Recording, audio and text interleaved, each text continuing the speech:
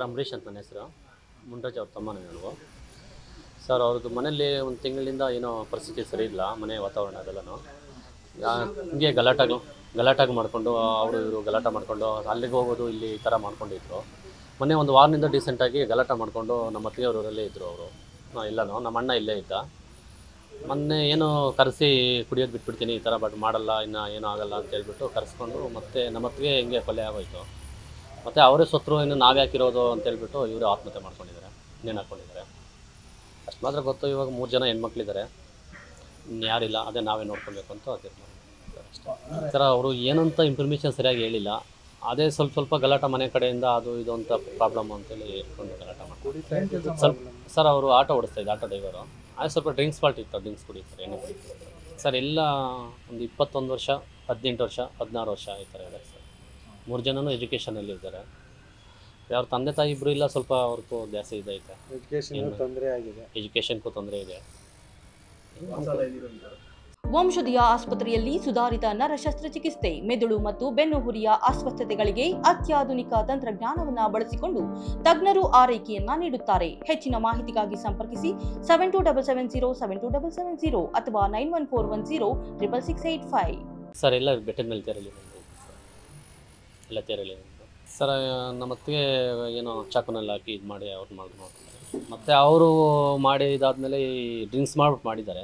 Drinks ಎಲ್ಲ ಇದಾದಮೇಲೆ ಮತ್ತೆ ಅವ್ರಿಗೆ ಜ್ಞಾನ ಬಂತೇನೋ, ತಿರುಗಿ ಮತ್ತೆ ಅವರೇ ಆದ್ಮೇಲೆ ನಾವು ಯಾಕಂತ ಅವರು ಸೂಸೈಡ್ ಮಾಡ್ತಾರೆ ಸರ್. ಅವರು ನಮ್ಮದು ಜಮೀನು ಹತ್ರನೇ ಮಾಡ್ಕೊಂಡಿದ್ದಾರೆ, ನೇಣು ಹಾಕ್ಕೊಂಡಿದ್ದಾರೆ. ಸರ್ ಆ ಜಮೀನು ಅಂತ ಏನಿಲ್ಲ, ಅದೇ ಸೈಡು ಮನೆಗಳು ಈ ಥರ ಇದೆ. ಮುನ್ರಾಜು ಅಂತ, ಮುನ್ರಾಜು ಅವ್ರ ಮಿಸ್ಸಸ್ಸು ಲಲಿತಮ್ಮ, ಅವ್ರದ್ದು ಇಂಡಿಗನಾಡು.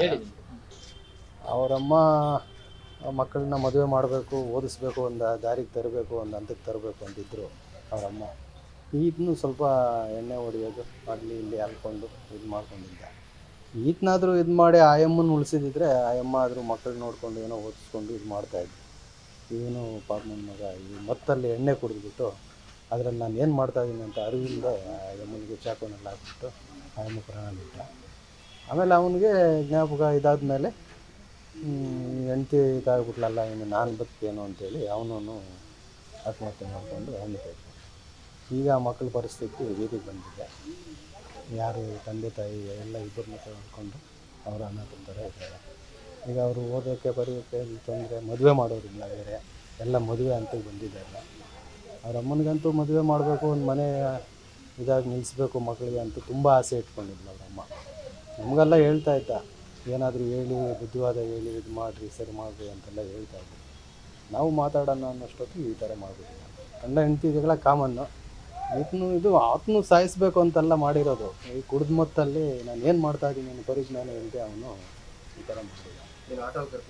ಆಟೋನಲ್ಲಿ ಕರ್ಕೊಂಡೋಗಿ ಅವರು ಹೆಂಡತಿ ಅವರು ತವ್ರ ಮನೆಯಿಂದ ಕರ್ಕೊಂಡು ಬಂದು, ನಾನು ಇನ್ನು ಕುಡಿಯಲ್ಲಮ್ಮ, ಏನೂ ಮಾಡಲ್ಲ, ಬಿಟ್ಬಿಡ್ತೀನಿ, ನೀವು ಹೇಳ್ದಂಗೆ ಕೇಳ್ತೀನಿ ಅಂಥೇಳಿ ಅವ್ರಿಗೆ ಕೈ ಕಾಲು ಬಿದ್ದು ನಂಬಿಸಿ ಮಕ್ಕಳನ್ನೆಲ್ಲ ಕರ್ಕೊಂಡು ಆಟೋನಲ್ಲಿ ಬಂದಿದೆ.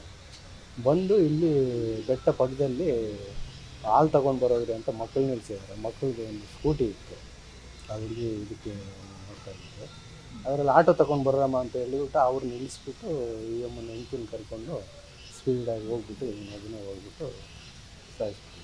ಯಾರೂ ಇರಲಿಲ್ಲ. ಏನು ತೀರ್ಮಾನ ಮಾಡಿದ್ನ, ಇವ್ರನ್ನ ಸಾಯಿಸ್ಬಿಟ್ಟು ನಾನು ಸತ್ತೋಗೋಣ ಅಂತ ಏನೋ ತೀರ್ಮಾನ ಮಾಡ್ಕೊಂಡಿದ್ದಾನೆ. ಮಾಡಿಕೊಂಡು ಚಾಕುನಿಂದ ಹಾಕ್ಬಿಟ್ಟು ಮತ್ತು ಅವನು ಹಿಂಗೆ ಹೋಗ್ಬಿಟ್ಟು ಏನಾಗ್ತದೆ ಅವರು ಟೈಲರ್ ಮಾಡ್ತಾಯಿದ್ರು. ಅದನ್ನು ಎಲ್ಲ ಹೊಡೆದಾಕಿದ್ದಾನೆ, ಆ ಮಿಷಿನ್ನೆಲ್ಲ ಇಟ್ಕೊಂಡು ಹೊಡೆದಾಕ್ಬಿಟ್ಟು ಏನು ಗಲಾಟೆ ಮಾಡ್ಕೊಂಡು ಅದು ಮಾಡಿ ಎಲ್ಲ ರೀತಿ ಮಾಡ್ಕೊಂಡಿದ್ದಾನೆ. ಎಲ್ಲ ಕುಡಿದು ಇದರಲ್ಲಿ ಮಾಡಿದ್ದಾನೆ ಸರ್. ಅವರು ಎಲ್ಲ ಇದು ಮಾಡ್ಕೊಂಡಿದ್ದಾರೆ. ಈಗ ಪರಿಸ್ಥಿತಿ ಇದಾಗಿ ಮಕ್ಕಳು ಅನಾಥರು ಬೀದಿಗೆ ಬಂದರು. ಮದುವೆ ಮಾಡೋ ಟೈಮು, ಈಗ ಮದುವೆ ಮಾಡೋರು ಯಾರಿಲ್ಲ, ಮುಂದಿಲ್ಲ. ಇವರು ಅವ್ರನ್ನ ಸಾಯಿಸ್ಬಿಟ್ಟು ಬಂದು ಹಂಗೆ ತಕ್ಷಣ ಅವತ್ತು ಇಲ್ಲ ಅವತ್ತಿರ್ಬೋದು, ಇಲ್ಲ ಮಾರನೇ ದಿವಸ ಇರ್ಬೋದು ಹಾಕ್ಕೊಂಡ್ಬಿಟ್ಟಿದ್ದಾರೆ. ಇವನಿಗೆ ಅರಿವಿಲ್ಲದೆ ಇವನು ಮಾಡ್ಕೊಂಡಿದ್ದಾನೆ. ಸ್ವಲ್ಪ ಯೋಚನೆ ಮಾಡಬೇಕಾಗಿತ್ತು, ನಾನು ನನ್ನ ಹೆಂಡತಿ ಮಕ್ಕಳು ಬದುಕೋದು ಹೆಂಗೆ, ನಮ್ಮ ಸಂಸಾರ ಹೆಂಗೆ ಅಂತ ಬದುಕಬೇಕಾಗಿತ್ತು. ಇವನಿಗೆ ಯಾವುದು ಇದಿಲ್ಲದೆ ಇವನು ಈ ಥರ ಮಾಡ್ಕೊಂಡಿದ್ದಾನೆ.